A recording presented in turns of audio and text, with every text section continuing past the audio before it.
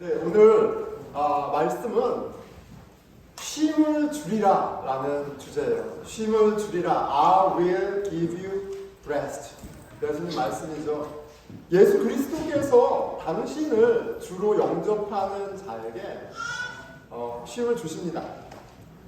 예수님을 주인으로 인정하게 되면 큰 베니핏이 있어요. 나에게 어떠한 어려움, 폭풍 속에 있다 할지라도 내 마음은 쉼을 얻습니다. 그쵸? 내 인생을 운전하는 경영자가 하나님이시다. 모든 것을 아시고 모든 것에 능하신 그 하나님이 내 인생을 책임지고 계시다 라는 것이 믿겨지면 그러면 그 삶 가운데 세상에 줄 수 없는 쉼이 있습니다. 자, 저는 요즘 이렇게 누구보다도 FSD, 그렇죠? Full Self Driving, 자율주행 시대를 고대하고 있습니다. 여러분, 제가 자동차 사고가 한번 나니까 운전하기가 껄끄러워요. 제가 분명히 확인했는데 부딪혔거든요. 이런 눈을 믿고 어떻게 편안하게 제가 운전을 할 수 있겠어요? 지금까지 큰 사고가 없었던 게 다행이다라는 마음도 들고요. 그래서 FSD 얘기가 많이 나오니까 정말 이 자율주행이 가능한 차가 저에게 있다면 사기는 어렵습니다. 근데 있다면 정말 마음 편하게 운전대를 맡기고 다니겠다 이런 생각이 들어요. 여러분 어떠세요? 여러분은 완전 자율주행 차가 여러분 사야겠죠? 생긴다면 완전히 운전대를 맡기실 수 있겠어요? 한번 손으로 대답해보세요. 여러분 맡기실 수 있겠어요? 완전 자율주행에 어떤 분은 맡길 수 있고 맡기지 못하는 분이 있겠죠. 여러분 중에는 분명 절대 맡기지 못하는 분 있을 거예요. 제가 이 완전 자율주행을 고대하는 건 분명하죠. 그 이유는 저는 저의 시야와 실력을 신뢰하지 않습니다. 제 자신이 너무 불안해요. 그러니까 이 완전 자율주행이 너무 기대가 되는 거예요. 근데 어떤 분들이 완전 자율주행 차가 주어져도 그거 안 사용하시겠어요? 완전 자율주행이 불안하신 분들은 안 쓰죠. 내 시야와 내 운전 실력을 더 신뢰한다면 안 쓸 겁니다. 자, 인생을 차 운전에 비유하곤 하죠. 모두 인생이라는 차를 운전하면서 살아갑니다. 각자 여정은 행복을 찾아가는 거예요. 그런데 이 인생을 운전하며 갈 때 필연적인 어려움이 있습니다. 어딜 가도 왜요? 초행이에요. 처음 가는 길이에요. 어린이도 처음이고 10대도 처음이고 20대도 처음이고 학교도 처음이고 직장생활도 처음이고 연애도 처음이고 결혼도 처음이고 아이를 낳는 건 다 처음이에요. 초행길이에요. 여러분 초행길 갈 때 아무리 GPS 좋다 해도 긴장하게 되잖아요. 쉽지 않습니다. 그런데 여러 가지 변수들도 있어요. 날씨도 그렇고 옆에 끼어드는 차도 있고 와봤는데 너무 여기가 아닌가 봐 하는 데도 있고 참 쉽지 않습니다. 여러분 인생을 이렇게 살아오면서 이렇게 운전해 가면서 참 안전하고 편안하고 잘 가고 있어 이런 마음이 드시나요? 난 아주 잘 살고 있어 편안해라는 마음이 드신다면 오늘 말씀이 별로 와닿지 않을 거예요. 그런데 혹시 사느라 힘들고 지친 분이 있다면 인생을 이렇게 열심히 경영하는데도 이거는 길이 보이지 않는 그런 답답함이 있다면 오늘 말씀이 그런 분에게 정말 좋은 소식이 될 겁니다. 우리 영혼의 참 주인이신 예수님이 우리 영혼의 참 주인이 된다면 우리 인생의 차의 운전대를 주님이 맡으신다면 참 평안이 보장 된다는 그런 사실을 오늘 말씀 보여주기 때문에 그래요. 오늘 모인 모든 영혼이 영혼의 참 주인 되신 예수님, 우리에게 진정한 평안을 주시는 예수님, 이 소식, 이 좋은 소식 듣게 되는 은혜가 있기를 축원합니다. 아멘. 자, 여러분, 오늘 본문이에요. 예수님이 약속하십니다. 수고하고 무거운 짐진 자들아, 다 내게로 오라. 너희를 쉬게 하리라. 지금 예수님의 말씀을 듣고 있는 유대인들은 수고하고 무거운 짐을 지며 살아가고 있었습니다. 그들이 짊어지고 있던 무거운 짐, 그들의 수고는 크게 두 가지였어요. 하나는, 첫째는 의식주라는 일상생활의 무게였고요. 다른 하나는 율법이라는 종교생활의 굴레였습니다. 먹고 사는 문제만이 아니라, 먹고 사는 것도 힘든데 올바르게 하나님 앞에 바르게 사는 숙제, 어느 것 하나 가볍지 않은 것을 짊어매며 살아가는 수고 가운데 있었어요. 마태복음 6장 31절입니다. 그러므로 염려하여 이르기를 무엇을 먹을까? 무엇을 마실까? 무엇을 입을까? 하지 말라. 왜 이런 말씀 하시겠어요? 무엇을 먹을까? 무엇을 입을까? 무엇을 마실까? 이런 염려를 하면서 유대인들이 살고 있었기 때문에 그래요. 먹고 사는 문제, 일상생활의 무게, 그 가운데 살아가고 있었습니다. 2000년 전 유대인들이나 우리나 똑같은 것 같아요. 염려하며 살아갑니다. 아무리 적게 가지고 있어도 염려가 추는 게 아니라, 또 아무리 많이 갖고 있어도 염려가 추는 것이 아니라 항상 염려하며 사는 것이 인생인 것 같습니다. 우리의 의식주 수준을 따지자면, 그렇죠, 2000년 전 팔레스타인의 유대인들과 우리를 비교하자면 우리가 얼마나 많이 갖고 있습니까?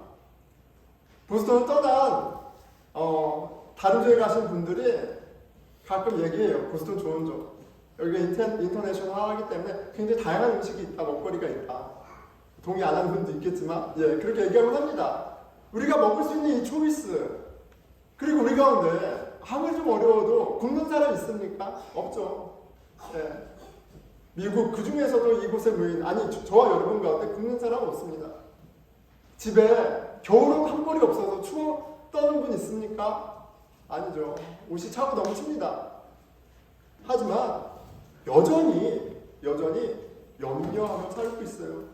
많이 갖고 있어도 적게 갖고 있어도 염려라는 짐을 안고 살아갑니다. 27절, 너희 중에 누가 염려함으로 그 길을 한 자라도 더할 수 있느냐? Who can add 1 hour to your life, to his life? 우리가 할 수 없는 것들, 결정할 수 없는 것들, 영향 줄 수 없는 것들, 심지어 그런 것들을 염려하며 살아가는 것이 인생이에요. 한치 앞을 알 수 없는 내일을 염려하며 살아갑니다. 그러니 사실 인생이 얼마나 고단합니까? 자, 그런데 그런 일상생활, 의식주라는 일상생활의 무게만이 아니라 유대인들에게 다른 짐이 하나 더 있었어요. 아주 무거운 짐, 율법이라는 짐이 있었습니다. 여러분, 우리는 그 율법을 외우면서 살아가고 있지 않죠?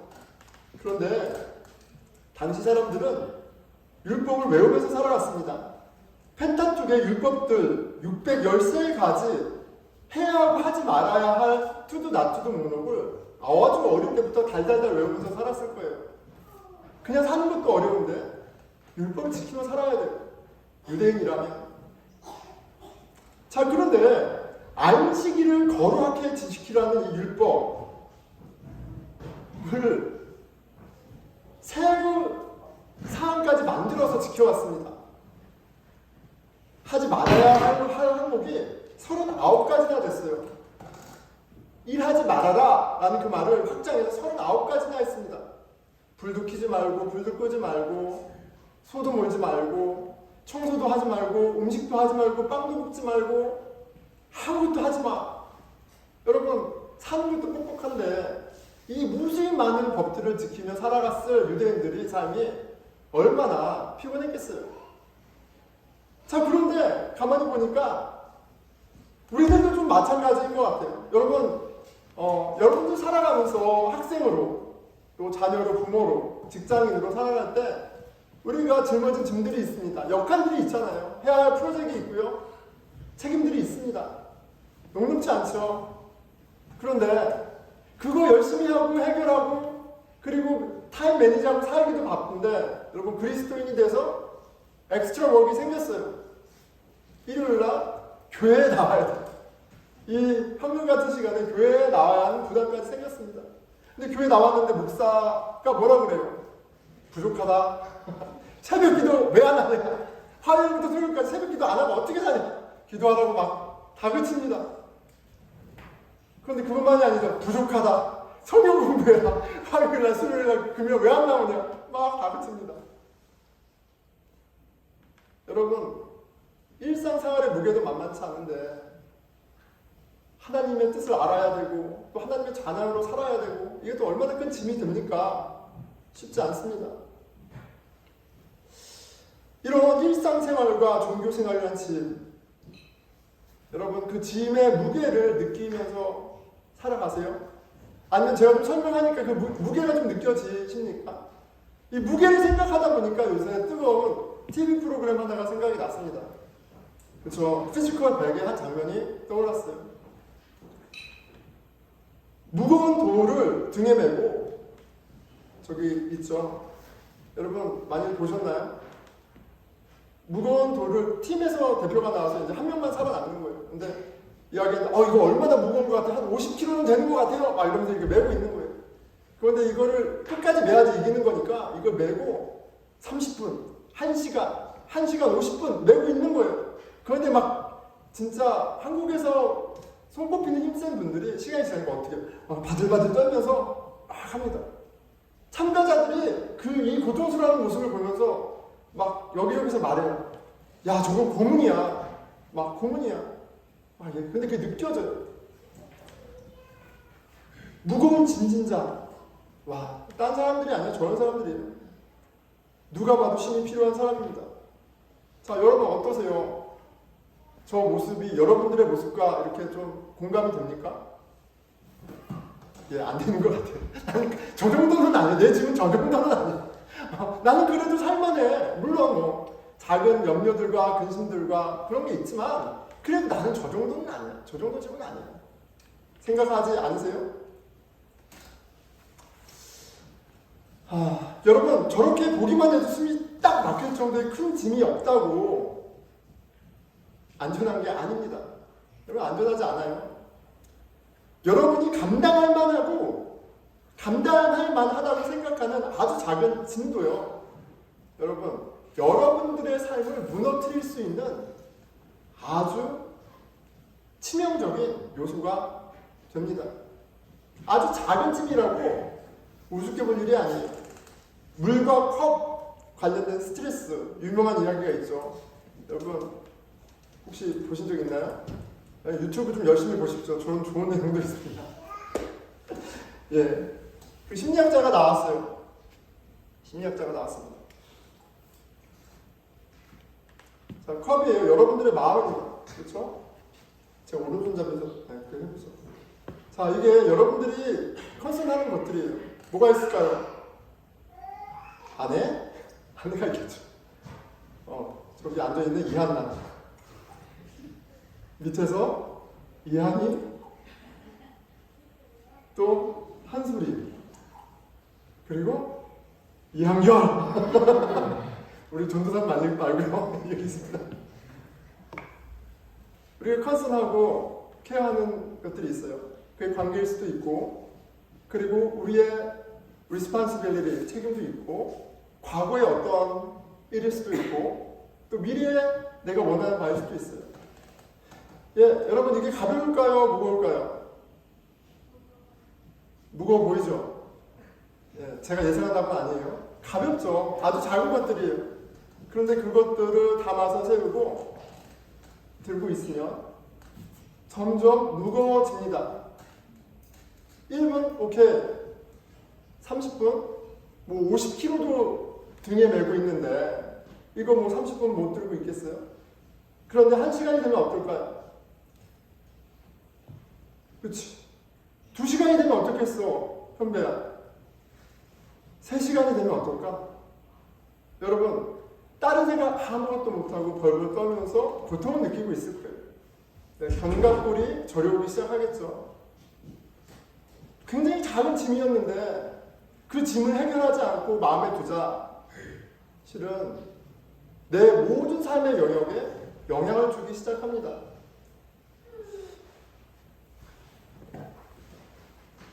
아무리 가벼워 보이는 짐도요, 절대 그렇지 않아요. 그 작아 보이는 짐이 여러분들의 인생을 무너뜨릴 수 있어요.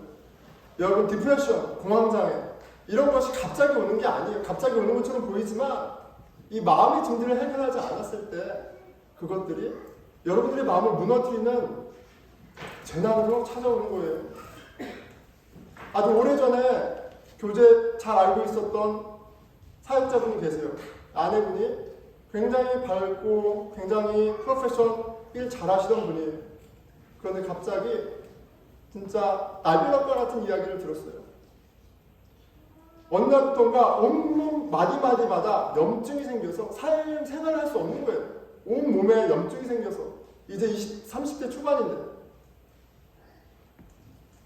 그 분야의 전문 의사가 마침 보스턴에 있어서 의사를 만났습니다. 보스턴 어떤 곳입니까? 메디컬의 허브죠. 최고의 의료가 있는 곳이에요.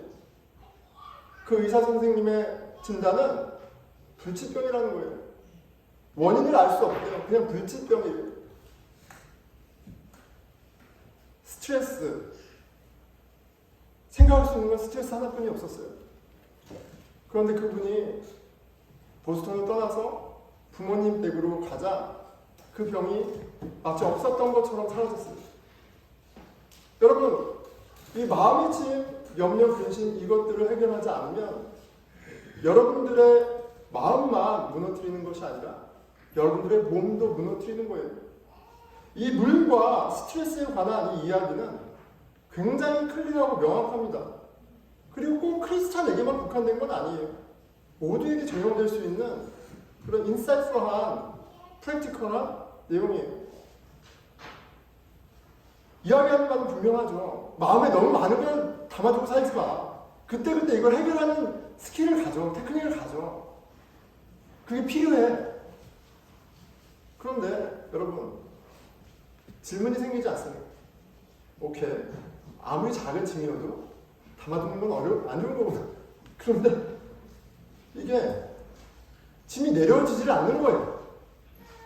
내 과거의 어떤 사건, 내가 싫어하는 나의 어떠함, 그리고 내가 하는 염려들, 이게 나에게 하나도 유익하지 않고 쓸데가 없고 심지어 해를 끼치는 걸 알면서 불구하고 이런 짐들이 덜어지질 않는 거예요. 딱 달라붙어서 나를 옥죄이는 거예요. 그럼 용하지 않습니까?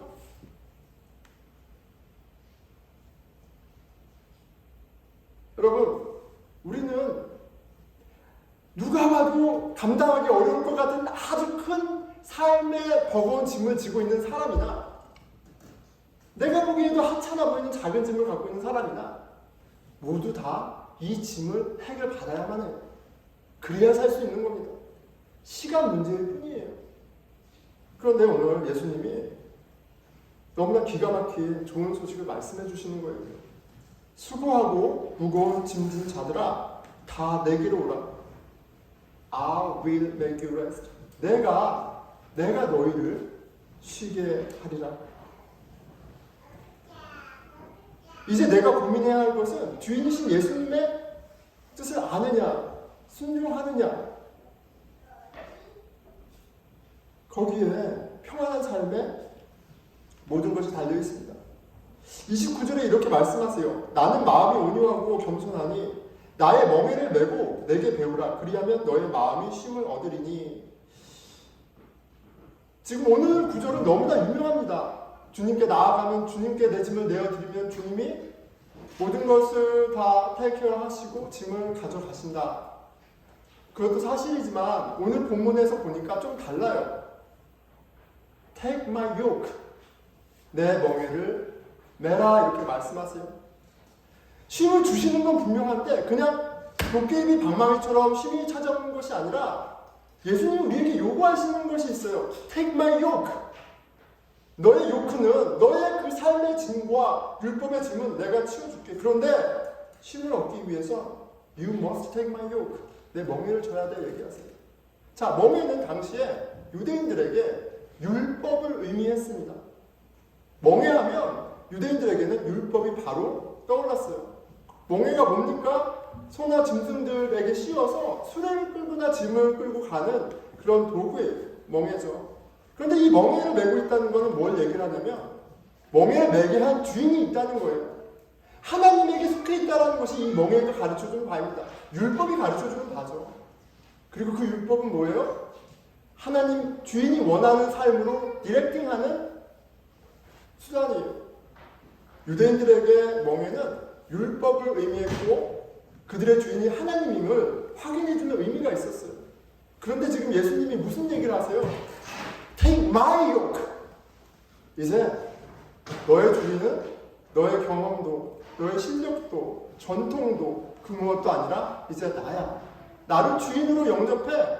그리고 세상 교회 전통에서 가르쳐주는 법이 아니라 내가 너에게 가르쳐주는 진리를 따라 살아. 이렇게 얘기해 주시는 거예요. 그때 그리하면 너희 마음이 쉼을 얻으리라 라고 얘기하세요. 예수님을 주로 영접하고 그 예수님이 나를 위해서 어떠한 일을 했는지 인격적으로 경험하고 그리고 그 예수님을 통해서 하나님이 아버지 되심을 경험하는 것, 주권에 변하여 가치에 변하여 멍에에 변하여. 그런데 분명한 것은 그 가운데 그리스도가 주인됨으로 우리에게 부어주시는 놀라운 쉼이 있다는 겁니다. 아침 기도 가운데 나를 품어주시는 그리스도 성령님의 경험이 없으며 성경 공부 가운데 더욱더 내 마음 가운데 선명하게 보여주는 진리의 빛이 없다면 예배 가운데 우리의 의사 대신 그 예수님의 치유하심이 없다면 여러분 어떻게 우리가 이 바쁘고 힘든 일상 가운데 신앙생활을 할 수 있겠어요? 이왕 신앙생활 할 거면 짐으로서의 종교생활이 아니라 우리를 정말 쉬게 하시는 우리 가운데 하나님 나라를 이루시는 그 하나님을 알고 기대하고 만나는 신앙생활을 하기를 축원합니다. 아멘. 말씀을 맺겠습니다. 지미 카터 대통령이, 전 대통령이 연세가 많으시죠. 좋은 일 많이 하셨습니다. 좋은 크리스찬이세요. 그런데 어젠가요 뉴스를 보니까 이제 호스피스 서비스를 받는다고 하세요. 근데 이제 돌아가실 때가 된 거죠. 모두 다 이제 마지막 때가 있습니다. 미국 시스템을 보니까 이제 마지막 때는 잘 준비할 수 있도록 호스피스 시스템이 있어요. 올해부터 작년 말부터 경험하고 있습니다. 제가 요즘 가장 자주 생각하는 할아버지가 한 분 계세요. 알츠하이머세요. 그림에 마치 기억의 조각을 잃어버린 것처럼 맞추지 못하죠. 삶에 굵직굵직했던 것들은 기억하세요. 내가 이런 프로페션이었지. 나에게 아내가 있었지. 나에게 아이들이 있었지. 나에게 애완동물이 있었지. 그런데 디테일한 걸 다 잊어버리셨어요. 안타깝습니다. 그분 위로하고 이렇게 이야기 나누는 가운데 근데 이분이 굉장히 인텔렉츄얼하세요. 지적이세요. 그리고 그런 삶을 살아오셨어요. 그게 있어요. 그래서 만날 때마다 진리에 관해서 참 얘기를 많이 해요. 진짜 진리가 너는 있다고 생각해? 저한테 물어보세요. 나는 잘 모르겠어. 상황에 따라 다 다르잖아. 그런데 어떻게 하나만 믿을 수 있어? 너는 어떻게 그게 가능해? 이런 대화를 합니다. 그럼 저는 어떻게 얘기해야 돼요, 여러분? 진리를 모르겠다면 어떻게 해야 돼요? 진리가 있어! 라기보다는 그럴 수 있죠. 잘 모를 수 있죠. 모든 게 다 상대적이죠. 믿음은 하나님이 주시는 거니까 뭐 제가 강요한다고 되겠습니까? 그럼 제 답이 아니잖아요. 어쨌든 그런 이야기를 합니다. 얼마나 좀 총명하세요. 근데 이제 끝날 때쯤 되면 저는 그래서 잡이니까 제가 기도로 마무리해도 될까 이렇게 물어봐요. 그리고 기도할 때마다 Oh our God, our Heavenly Father, here is your beloved Son 이렇게 하면서 쭉 기도를 합니다. 그렇게 해요. 그렇게 이렇게 막 기도를 하고 딱 눈을 뜨면 이분이 저를 굉장히 뚱하게 쳐다보게 돼요. 너 뭐하냐 이렇게 뚱하게 쳐다보게 돼요. 그래서 무안하죠. 나 그래도 마음을 들여서 기도했는데 그래도 얼마나 다행이에요. 기도를 받으시는 게 얼마나 다행이에요. 근데 한 번은 기도하는데 그렇게 또 이제 그게 기도했어요. 그런데 눈을 딱 떴는데 할아버지가 저를 이렇게 따뜻한 눈으로 보시면서 이렇게 했어요. 내가 지금 마음에 정말 당신이 말한 그 기도의 첫 번째 구절이 정말 믿겨졌으면 좋겠다라고 얘기하시는 거예요. 하나님을 아버지로 내가 하나님의 사랑하는 아들이라는 것이 정말 믿겨졌으면 좋겠다. 그리고 꼭 얘기하세요. 물론 내 생각이 바뀔 수도 있어. 그런데 그렇게 믿겨졌으면 좋겠다라고 얘기하세요. 근데 그렇게 대화를 나누고 할아버지가 채플린 곧 만났으면 좋겠어 얘기하시는데 너무 제가 마음이 너무 좋은 거예요. 너무 좋고 이분이 10년, 20년 동안 케어했던 분들 통해서 참 삶에 많은 그 매듭들이 있고 짐이 있다는 얘기를 들었어요. 하나님이 어떻게 이것들을 풀어갔을까 하는 기대를 하면서 인사를 했습니다. 하지만 그 만남이 그 할아버지와 저의 마지막 만남이었습니다. 그분이 마음에 풀지 못하고 내려놓지 못하고 끝까지 낑낑대며 갖고 있던 그 짐을 한가득 갖고 돌아가셨어요. 하나님은 좋은 분이시고 크신 분이니까 은혜와 자비가 있기를 기도합니다. 죽음이 멀리 있지 않구나. 죽을 때까지 짐을 안고 씨름하다. 누구는 파킨슨으로, 누구는 알츠하이머로, 누구는 이렇게 저렇게 인생을 마감하는구나. 여러분, 인생의 무게가 가벼운 사람이 있을까? 생각하게 돼요. 일상생활 속에 염려가 되었던, 종교생활의 굴레가 되었던, 과거의 상처가 되었던, 미래의 불확실성이 되었던 우리의 마음은 쉼을 모릅니다. 평생 마음에 짐 한가득 안고 살며 수고하다가 지쳐 쓰러져 끝나는 것이 이게 인생이네 라는 걸 많이 목도하고 있습니다. 죽음을 목전에 둔 어른들과 대화하면서 그런 것들을 느끼게 돼요. 여러분, 여러분들의 마음의 짐, 내가 알지도 못하는 그 짐, 하지만 분명 있는 그 짐들, 내일이 아니라 오늘 우리를 부르시고 그 짐을 해결해 주기 원하시는 예수님을 통해 해결받는 은혜가 있기를 축원합니다.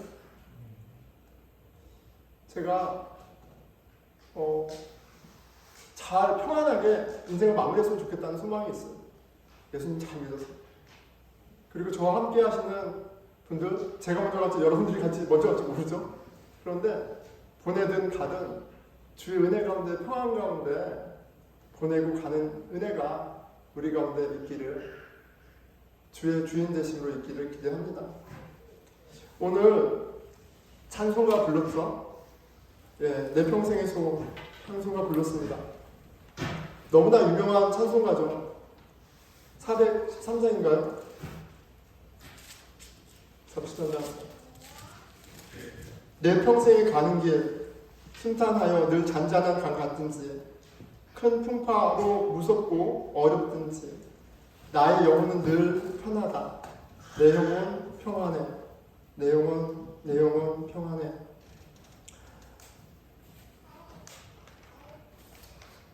호레이시오 스패포드라는 분이에요. 1871년 시카고에서 활동하던 변호사이십니다.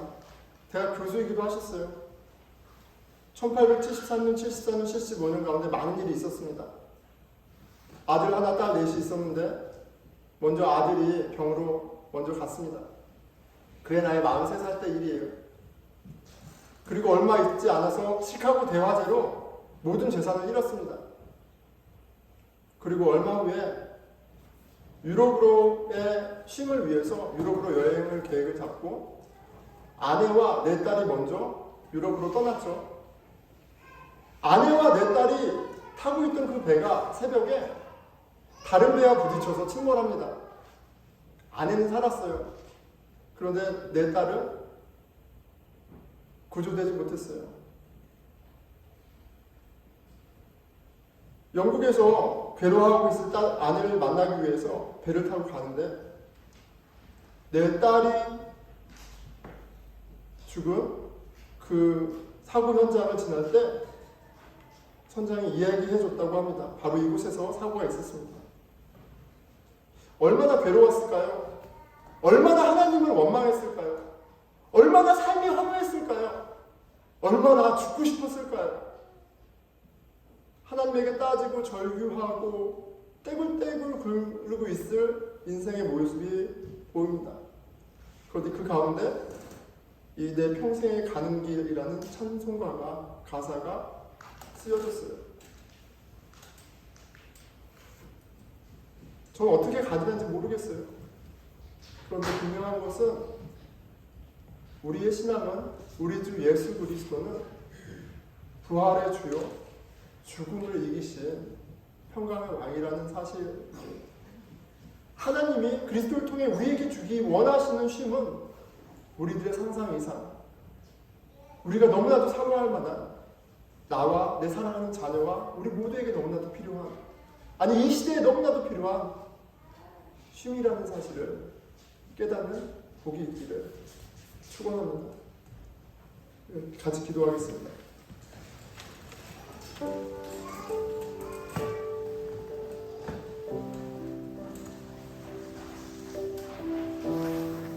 여러분 편안하세요?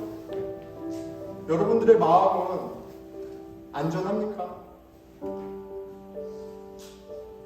하나님 아버지의 자녀됨으로 여러분들이 누리는 평강이 있습니까?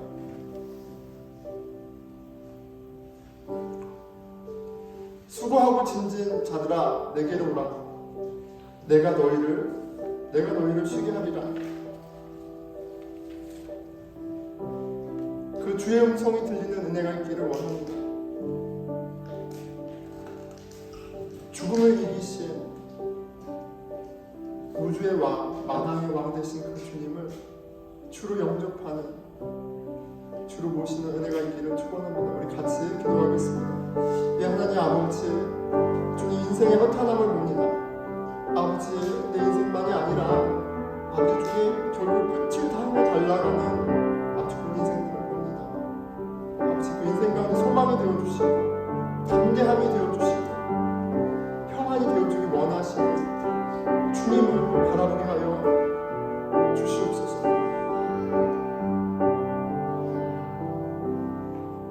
네, 우리 공동체를 위해서 기도하겠습니다. 사람의 모임으로 무엇을 먹을까, 무엇을 마실까, 무엇을 입을까 염려에 염려를 더하는 모임 만남되지 않게 하여 주시고, 인생 가운데 율법에 율법을 더해 괴롭히는 모임이 아니라 진리가 너희를 자유케 하리라 하신 그 주의 말씀이 응하여지는 주 안에 참 평안, 주 안에 참 쉼을 고대하고 누리는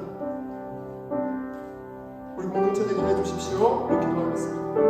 네, 하나님 아버지, 주께서 우리에게 주시기 원하시는 참 평안, 아버지 주님이 주인 되셨을 때 우리 인생 가운데 펼쳐지는 아버지 그 안녕이 어떤 것인지 보게 하여 주시고 간구하게 하여 주시고 붙들게 하여 주십시오. 다른 것 구하는 것이 아니라 우리 주 예수 그리스도를 붙잡고 예수 그리스도를 향해 함께 나아가는 살아있는 공동체 되게 하여 주시옵소서. 다 함께 일어나셔서